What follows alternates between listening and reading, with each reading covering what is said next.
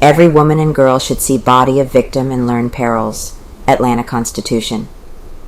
Tuesday, April 29th, 1913. A middle-aged woman, with signs of care and sorrow stamped on her features, pushed through the mob of people which crowded around the entrance to the Bloomfield undertaking establishment in which lay the body of Mary Phagan. She made her way determinedly, shoving and pushing. Reaching the doorway, she was stopped from entering by policeman Tribble, who stood on guard. "You can't go in, ma'am. Nobody's allowed to see the body." "What?" she exclaimed, "not letting anybody see her?"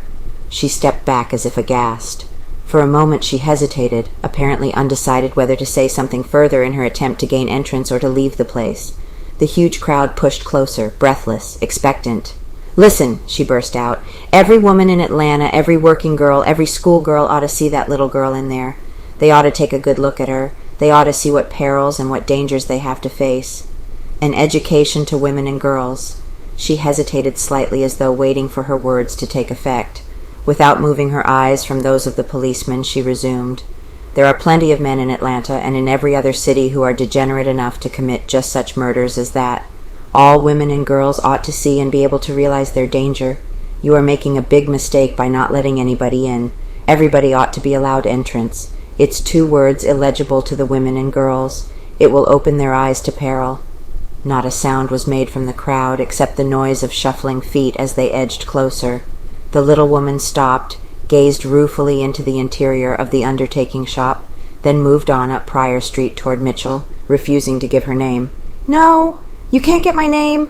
You can publish that sermon I gave just now," she exclaimed, "but I won't let you have my name. I'm not fanatic, neither am I crazy.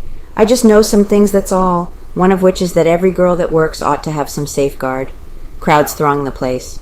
P.J. Bloomfield, manager of the undertaking establishment, told a reporter for the Constitution Monday afternoon that fully 10,000 persons, many of whom were women and girls, had viewed the corpse of the slain girl since opening hours that morning.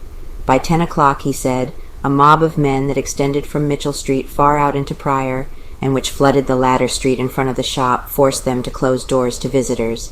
After 10 o'clock, no one was admitted. Police guarded both entrances.